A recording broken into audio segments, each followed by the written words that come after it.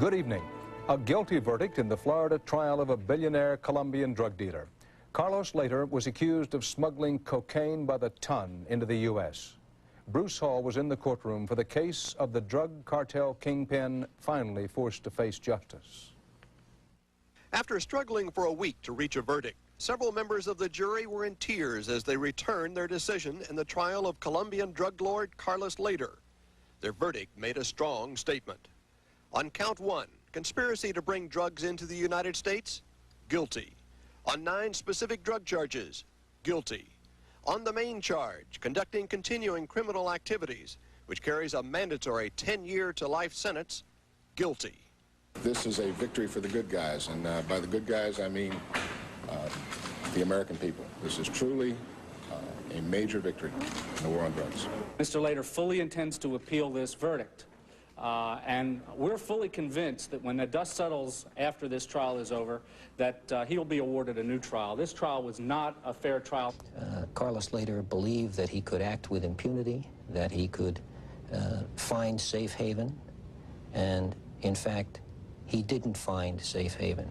The extradition process worked. In the 1970s, Carlos Later developed one of the largest drug transportation systems in South America, pioneering the use of airplanes to smuggle more than 18 tons of cocaine into the United States. He called it his duty to his country to haul cocaine. Half the people in Colombia made a living directly or indirectly from cocaine. The Later verdict now may be used to expand the fight against international drug trafficking. I think now you have a government that is more willing to go after some of the international drug dealers heretofore, who we seem to kind of look the other way. And the next target may be the Bahamas Prime Minister Lyndon Pindling.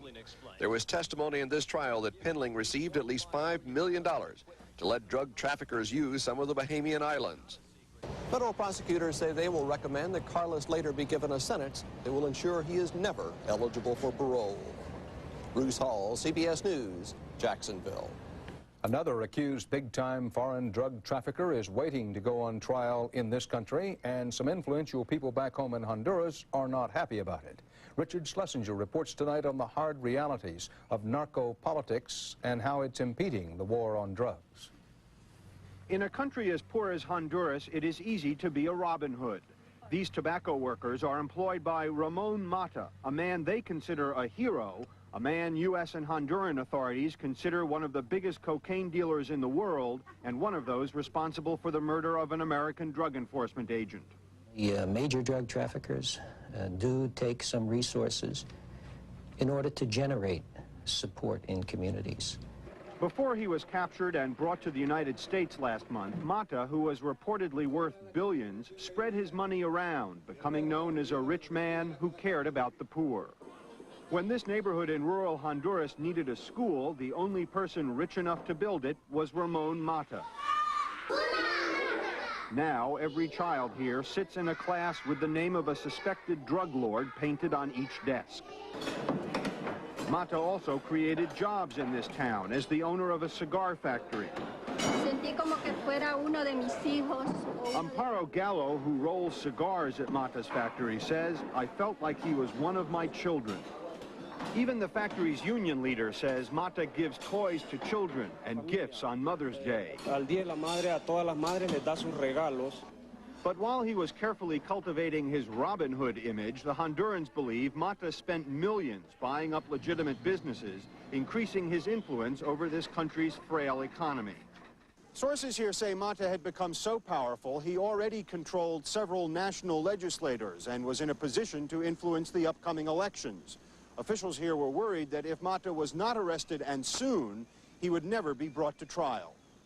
The country's military leader even came to consider Mata a threat to national security. With the social platform he was developing, plus his money, I think he could soon even get to be president of Honduras. Mata's popularity was so great that when he was arrested, there were violent demonstrations and the U.S. Embassy was attacked. In Washington, Mata's capture is considered a victory in the war on drugs. But in rural Honduras, Mata is still winning another war for the hearts and minds of the people. Richard Schlesinger, CBS News, Danlí, Honduras. In Washington, bold move in court today by prosecutors in the criminal case of Oliver North, John Poindexter and Company. A move to use some of the testimony North and others gave to Congress at their trial. Rita Braver reports on what's going on here. When Oliver North testified before Congress on the Iran-Contra affair, he tried to take the Fifth Amendment. I respectfully decline to answer the question based on my constitutional Fifth Amendment rights. But Congress granted him immunity and ordered him to talk. You may not refuse to provide any evidence to these committees on the basis of your privilege against self-incrimination. Traditionally, that means anything a witness says under oath cannot be used against him in a legal case. But today, in a surprising maneuver, independent counsel Lawrence Walsh told a federal court that he wants to use major portions of North's testimony against North during his trial. 198 statements. For example, North's admission that he altered National Security Council documents at the request of former National Security Advisor Robert McFarlane. I had created them, and I was now changing them, in consonance with what I believed he wanted on the documents to begin with.